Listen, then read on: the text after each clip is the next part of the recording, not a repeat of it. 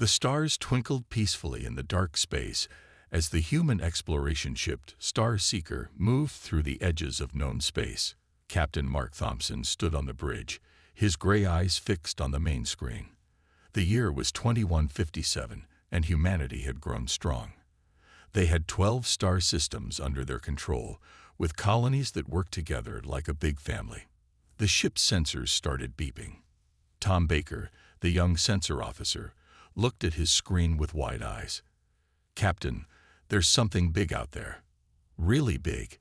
His hands moved quickly over the controls as he tried to get a better reading. Captain Thompson walked over to the sensor station. The object was unlike anything they had seen before. It was a massive ship, about 3 times the size of the Star Seeker. Its surface seemed to eat up all the light around it, making it look like a hole in space. "Send out the standard greeting message," Thompson ordered. He had done first contact missions before, but something about this ship made him feel uneasy. Maybe it was how it just appeared without any warning, or how it seemed to bend the light around it. The response came faster than expected. The main screen lit up, showing beings that looked like they were made of living crystal. They were tall, their bodies semi-transparent, with points of light moving inside them like stars in a galaxy. The humans on the bridge couldn't help but stare. These creatures called themselves the Veiled Ones. They spoke perfect English, which should have been the first warning sign. They said they were travelers, explorers like humans, looking to make friends in the galaxy. Their words were nice, but their eyes, if you could call them eyes, never seemed to show any emotion. Word got back to Earth quickly. The government sent their best diplomat, James Walker, to handle the talks. Walker was good at his job. He had helped make peace between fighting colonies and had even dealt with the first alien race humans had met, the peaceful traders from Alpha Centauri. The Veiled Ones asked for meetings on their ship. They wanted to learn about human culture, they said. They were interested in human art, music, and especially human technology. Walker thought this was normal. Most species were curious about each other. He didn't notice how the Veiled Ones paid special attention whenever someone mentioned human defenses or colony locations. For 6 months, the talks went on. The Veiled Ones shared some of their technology. Simple things like better food-growing methods and new types of cloth. But they always seemed to want more than they gave. They asked questions about Earth's fleet, about how many ships protected each colony, about the patterns of human patrol ships. Some people started to worry. Admiral Jane Roberts of the Earth Defense Fleet didn't trust the Veiled Ones. "They're too perfect," she said in a private meeting. "They'd never make mistakes, never show real feelings, never disagree with each other. That's not natural." But most humans were excited about the new friends they had made. Trade ships started moving between human worlds and Veiled One territory. Human scientists worked with the Veiled Ones to study space phenomena. Everything seemed to be going well. Then came the day that would change everything. A small human mining ship saw something strange. A massive fleet of Veiled One ships, hundreds of them, hiding in a dark nebula near human space. The ship sent one short message to Earth before it disappeared forever. Nobody knew it then, but humanity was about to face its greatest test. The Veiled Ones had been playing a long game, and they were ready to make their move. But they had made one big mistake. They thought humans would be easy to defeat, like all the other species they had destroyed before. They were about to learn just how wrong they were. The attack came on a quiet Tuesday morning. New Eden was humanity's biggest and most beautiful colony world. It had tall cities that reached into the clouds, vast green farms, and oceans as blue as Earth's. 10 million people lived there, working hard to build a new home among the stars. Sam Wilson was just starting his morning shift at the colony's defense center when the first alarms went off. His coffee cup crashed to the floor as he stared at his screen. "Sir, multiple ships coming out of light speed. They're Veiled One ships." Base Commander Mary Black rushed to the main control room. The big screen showed hundreds of dark crystal ships appearing above New Eden. These weren't the friendly trading ships they were used to seeing. These were warships, their weapons already powering up. "Send the emergency signal to Earth," Commander Black shouted. "Get our defense shields up now." But the Veiled Ones had planned this attack for months. They knew exactly where to hit. Their first shots destroyed the colony's communication towers. The second wave took out the shield generators. They had learned about these weak points during their friendly visits. In orbit, the colony's small defense fleet fought bravely. Captain Pete Lewis of the ship Guardian managed to destroy 3 enemy ships before his vessel was torn apart. His last message to the surface was simple: "Don't give up. Earth will come." The Veiled Ones showed no mercy. Their ships rained down destruction on the cities below. Buildings that had taken years to build fell in minutes. The crystal ships moved with terrible purpose, destroying everything that could be used to fight back or call for help. In the capital city, Dr. Emma Wright led hundreds of people into underground bunkers. These shelters were built for emergencies, but nobody had thought they would be used against their supposed friends. As the ground shook above them, children cried and adults tried to understand why this was happening. The colony's governor, John Martinez, tried to send a surrender message. He hoped to save his people's lives. The Veiled Ones didn't even answer. Their plan wasn't to take over the colony, it was to destroy it completely. But the Veiled Ones had made 3 big mistakes. First, they didn't know about the secret quantum communicator buried deep under the governor's office. Even as the city burned, it sent a message to Earth about the attack. Second, they didn't find all the underground military bases. Colonel Tom Rivers and his soldiers managed to save thousands of people by leading them through old mining tunnels to safe areas in the mountains. The third and biggest mistake: they thought this attack would break humanity's spirit. They expected humans to give up after seeing one of their biggest colonies destroyed. They thought humans would be like other species they had conquered before, quick to surrender when faced with overwhelming force. One survivor, a young teacher named Lisa Cooper, wrote in her diary that night, "They think they've won because they destroyed our buildings and killed so many of us. But they don't understand humans at all. They don't know what happens when you hurt us. When you betray us, they'll learn soon enough." The attack on New Eden lasted just 6 hours. When it was over, the beautiful colony was in ruins. Millions were dead. The Veiled Ones left quickly, thinking their message of terror had been sent clearly. But as their ships disappeared into space, they didn't see the fury they had awakened. They didn't see the emergency meetings happening on Earth. They didn't see the old warships being brought out of storage, or the weapon factories starting up, or the retired soldiers putting their uniforms back on. The Veiled Ones thought they had won a great victory. Instead, they had just started a war they could never win. Humanity wasn't going to forgive. And it certainly wasn't going to forget. The emergency meeting room deep under Earth's main military base was packed with leaders from all human worlds. The screens on the walls showed the destruction of New Eden over and over. Some people cried. Others sat in angry silence. But everyone knew it was time to fight back. Admiral Mike Stone walked to the front of the room. He was an old soldier with gray hair and sharp eyes. He had fought in the colony wars years ago, but this was different. This was humanity's biggest fight yet. "What happened at New Eden will never happen again," he said, his voice strong and clear. "Starting today, all human worlds work as one. Every factory, every ship, every person. We all have one job now. We're going to show the Veiled Ones what happens when you attack humanity." The plan started right away. Deep in the asteroid belts of every human system, secret shipyards powered up. These weren't small repair docks. They were massive building yards, hidden away for just such an emergency. Humanity had learned from its past wars to always be ready. On Mars, the huge underground factories that had been closed years ago suddenly came back to life. They hadn't really been closed.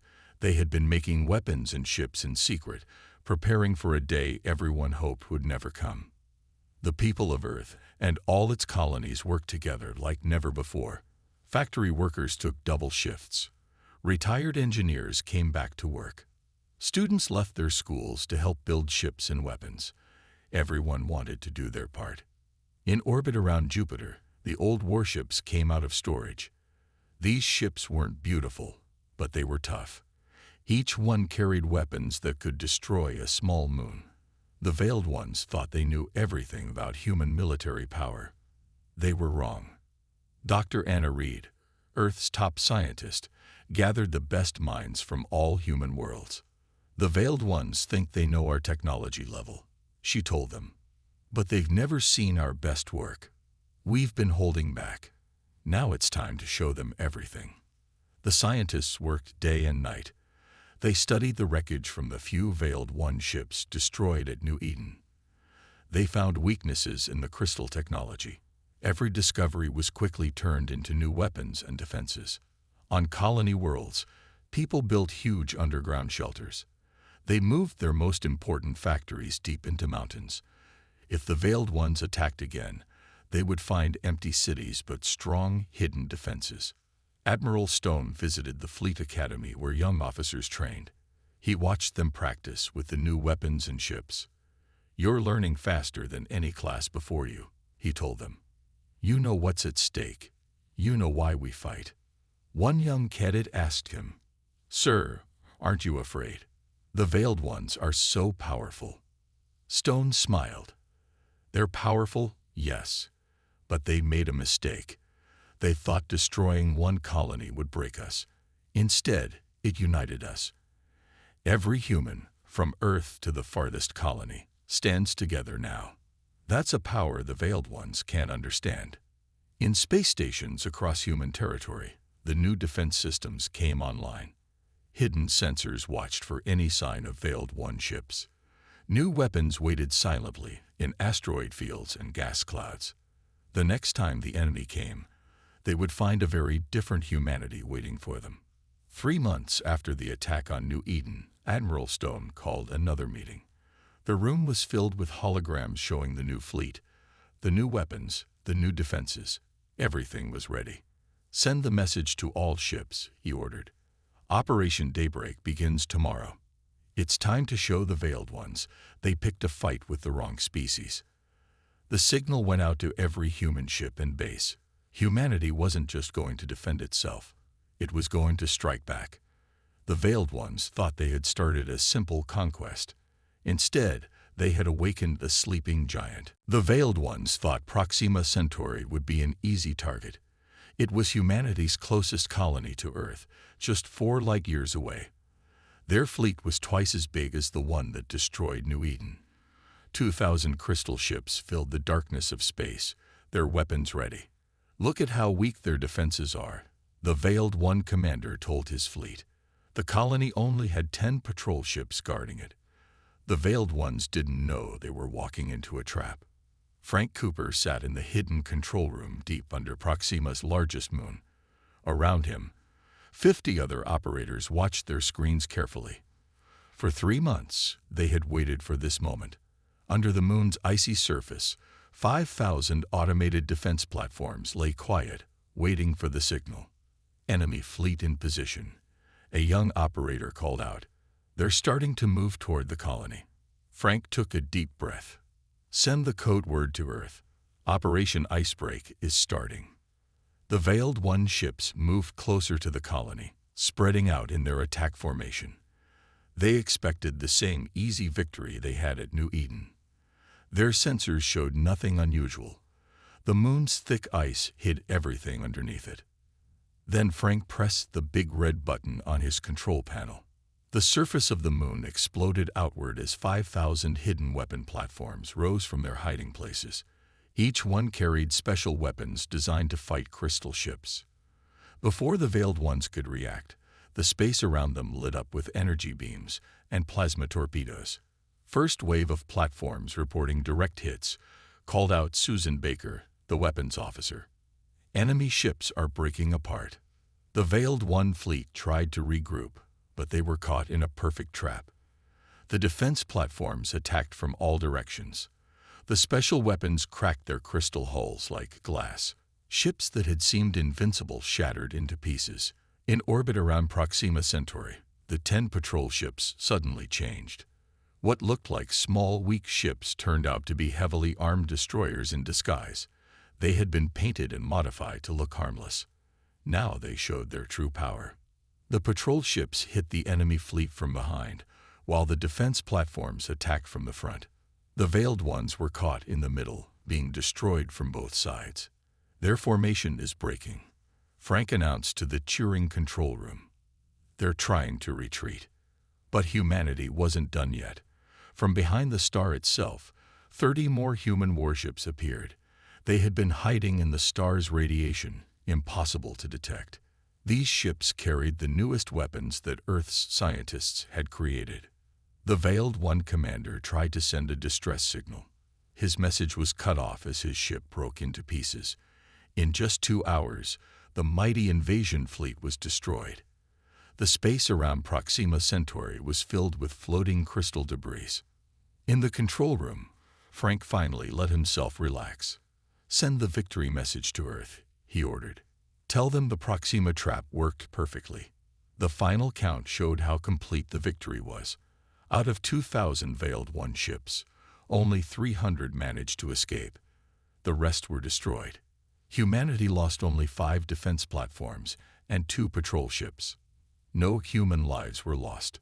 Back on Earth, Admiral Stone received the news with a grim smile.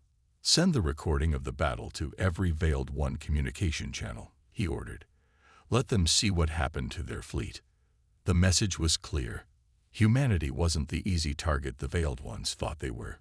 Every human world was ready to fight back. Every colony had its own surprises waiting. That day became known as the Great Trap in human history. It was the day humanity proved it could not only defend itself, but completely defeat the enemy that had hurt them. And it was just the beginning of humanity's revenge. After the great victory at Proxima Centauri, humanity changed its plan. They weren't going to wait for more attacks. Now they were going to hunt down every Veiled One base and colony in space. Admiral Stone called it Operation Daybreak. The human fleet gathered near Jupiter. 500 warships, all carrying the new crystal-breaking weapons. They had studied the destroyed Veiled One ships and learned how to track their special engine trails through space. Captain Linda Martinez stood on the bridge of her ship, the Avenger. She had lost her brother in the New Eden attack. Now she was leading one of the hunter groups. "All ships report ready," she said into the fleet communication system. "The hunt begins." The human fleet split into 20 groups. Each group had a special job: find and destroy Veiled One bases. The ships had new stealth systems that made them almost invisible in space. They could get close to enemy bases without being seen. At the first Veiled One outpost, the aliens didn't even know they were under attack until it was too late. Human ships appeared from nowhere, their weapons already firing. The base's crystal walls cracked and broke under the special weapons. "They're trying to send warning messages," reported Tom Wilson, the communication officer on the Avenger. "Should we stop them?" "No," Captain Martinez answered. "Let them warn the others. Let them feel afraid like we did." The Veiled Ones had never faced an enemy like this before. They were used to being the hunters, not the hunted. Now they learned how it felt to be afraid. Every time their sensors showed empty space, human ships might be hiding there, waiting to attack. Dr. Reed's science team made the hunt even easier. They created new scanner devices that could find Veiled One technology from far away. Every ship in the human fleet got these scanners. The Veiled Ones couldn't hide anymore. 1 month into Operation Daybreak, the humans found something important: a big Veiled One factory base hidden in an asteroid field. This was where they built their crystal ships. Captain James Cooper of the ship Thunder led the attack. "All ships, target the main factory cores," Cooper ordered. "Don't let any ships escape. This is where we cut off their ability to make new warships." The battle for the factory base was hard. The Veiled Ones fought desperately to protect it. But they didn't know about humanity's newest weapon: special bombs that could turn their crystal technology into dust. When the bombs went off, the entire factory crumbled into tiny pieces. Back on Earth, Admiral Stone watched the reports come in. Every day brought news of more victories. The Veiled Ones were losing bases, ships, and resources. They tried to fight back, but humanity was always one step ahead. "Sir," a young officer reported, "we found their main supply lines. The paths they used to move resources between their worlds."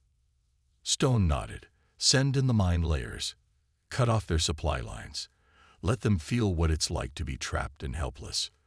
The human fleet planted special space mines along all Veiled One travel routes. Any crystal ship that tried to move between their worlds risked being destroyed. For the first time, the Veiled Ones were the ones being caged in. 3 months into the operation, the Veiled Ones tried to gather a big fleet to stop the humans. Captain Martinez's group found them before they could get organized. The battle lasted just 6 hours. The Veiled Ones lost another 500 ships. "Send a message to Earth," Martinez said after the battle. "Tell them we're ready for the final phase. We know where their home world is." The hunt was almost over. Humanity had pushed the Veiled Ones back to their last stronghold. Now it was time for the final battle, the one that would end the war. The Veiled Ones were about to learn the full cost of attacking humanity. The Veiled Ones' home system was hidden behind a thick cloud of purple gas. Their main world, which they called the Eternal Throne, was a huge moon orbiting a giant blue gas planet. This was where their leaders lived. This was where the order to attack New Eden had come from. The entire human fleet gathered at the edge of the gas cloud. 1,000 ships, the biggest fleet humanity had ever built. Admiral Stone stood on the bridge of his flagship, the Justice, looking at the scanner screens. "Send the message," he ordered. His voice was calm but firm. The radio officer pressed a few buttons, and Stone's words went out to every ship in the fleet. "Remember New Eden. Remember why we're here. But remember we're still human. We're better than them." The Veiled Ones had built strong defenses around their home. Weapon stations floated in space. Defense satellites waited with their guns ready. Their remaining ships formed a protective wall around the Eternal Throne. "They think we're going to attack like they did," said Captain Martinez, now commanding a whole battle group. "They expect us to just start shooting. Let's show them we're different." The human fleet moved forward in perfect formation. But they didn't fire their weapons. Instead, they sent a message to the Veiled One leaders. The message was simple: surrender now or face extinction. You have 1 hour to decide. In their crystal palace on the Eternal Throne, the Veiled One leaders were shocked. They had never given their enemies a chance to surrender. They had always attacked without warning, without mercy. Now they were the ones being offered a choice. "They're bluffing," said one Veiled One leader. "They can't destroy our whole world." Admiral Stone waited patiently as the hour passed. He looked at the special weapon his ship carried, a device that could shatter every crystal structure on the moon. They called it the Glass Breaker. He hoped he wouldn't have to use it. 50 minutes passed. No answer came from the Veiled Ones. Stone ordered the fleet to move closer. Some Veiled One ships fired warning shots. The human fleet didn't fire back. They just kept moving forward, their weapons ready but silent. Then, with 5 minutes left, a new message came from the Eternal Throne. A different Veiled One leader was speaking. "Wait. We wish to discuss terms of surrender." For the first time in their history, the Veiled Ones felt real fear. They could see the human fleet through their palace windows. They knew about all their defeats in the past months. They had never lost a war before. They had never even thought it was possible.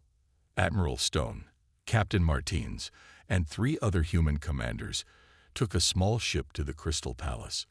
They walked through halls made of living crystal, past Veiled One guards who couldn't look them in the eye.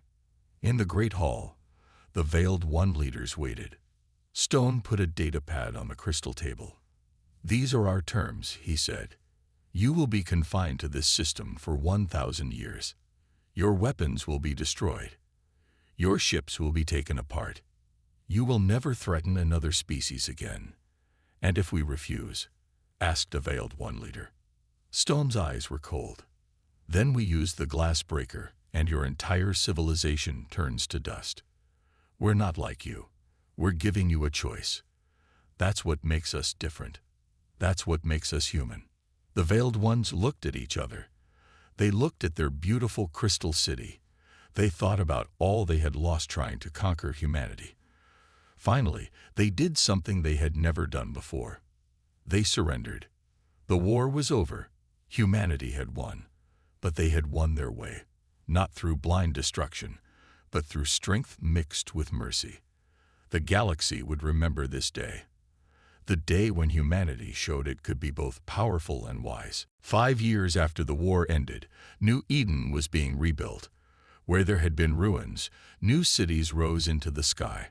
The streets were full of people again. In the center of the main city, they built a memorial, a wall of black stone with the names of everyone who died in the attack. Bill Taylor stood looking at the memorial wall. He had helped defend New Eden during the attack. Now he was helping build its new defense system. "We're stronger now," he told a group of school children who were visiting the memorial. "Not just because of better weapons, but because we learned important lessons." On Earth, the war had changed many things. The old differences between colonies didn't matter anymore. All humans had fought together, and now they stayed together. They built a new government called the United Human Worlds. Every colony had a voice in it. Admiral Stone, now retired, taught at the Space Academy. His favorite lesson wasn't about weapons or tactics. It was about making the right choices. "We could have destroyed the Veiled Ones completely," he told his students, "but that would have made us like them. Sometimes the strongest thing you can do is show mercy." The Veiled Ones kept their promise. They stayed in their home system, their crystal ships taken apart, their weapons destroyed. But humans didn't just leave them alone. They sent teachers, doctors, and builders to help the Veiled Ones learn a different way of living. Dr. Emma Wright, who had saved many people in New Eden's bunkers, led the first group of human doctors to the eternal throne. "Hatred only makes more hatred," she said. "If we want real peace, we have to help them change." Other alien species who had been afraid of the Veiled Ones started talking to humans. They were impressed by how humanity had won the war, but hadn't destroyed their enemies. Trade routes opened between human worlds and these new alien friends. Captain Martinez became an ambassador to these new alien species. "They used to think humans were just another young race," she said during a meeting. "Now they see us differently. They know we're strong, but they also know we're fair." On the edge of human space, they built new defense stations. But these stations didn't just watch for enemies. They also welcomed trading ships from friendly aliens. Each station had a museum that told the story of the war, so nobody would forget its lessons. The Veiled Ones changed too, slowly.